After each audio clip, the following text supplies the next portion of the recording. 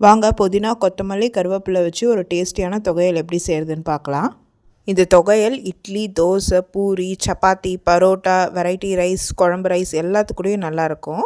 அதுக்கு ஒரு கடாயில் 1 டீஸ்பூன் மல்லாட்டை எண்ணெய் காஞ்ச உடனே 1/2 டீஸ்பூன் ஜீரகம், 1 டீஸ்பூன் வரமல்லி சேர்த்து பொன்னிறமாக வறுத்துருங்க. அதோட தோல் சீவி ரெடி பண்ணி வச்சுருக்க 2 இன்ச்சு இஞ்சி, 5 பச்சை மிளகா, 2 காஞ்ச மிளகா, 2 இன்ச்சு புளி, 5 பூண்டு எல்லாத்தையும் பொன்னிறமாக வதக்குங்க.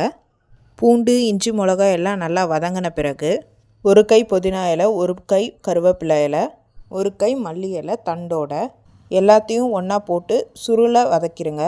அதோட 1 மூடி தேங்காவை சின்ன சின்னதாக சாப் பண்ணி அதையும் போட்டு நல்லா ரோஸ்ட் பண்ணிடுங்க. எல்லாம் ரோஸ்ட் ஆன உடனே பிளேட்டுக்கு மாற்றி ஆற வச்சுடுங்க. ஆறின எல்லாத்தையும் மிக்சர் ஜாரில் சேர்த்து தேவையான அளவு உப்பு போட்டு தண்ணி இல்லாத ஃபஸ்ட்டு கிரைண்ட் பண்ணிடுங்க. அப்புறம் தேவையான அளவு தண்ணி போட்டு கோர்ஸான பேஸ்ட்டாக கிரைண்ட் பண்ணி எடுத்திங்கன்னா க்ரீன் தொகையல் ரெடி. இந்த தொகையில் நான் தோசை, வெரைட்டி ரைஸோடு சாப்பிட்டேன். நீங்கள் எதோட மேட்ச் பண்ணி சாப்பிட்டீங்கன்னு சொல்லுங்கள். Happy cooking, healthy living.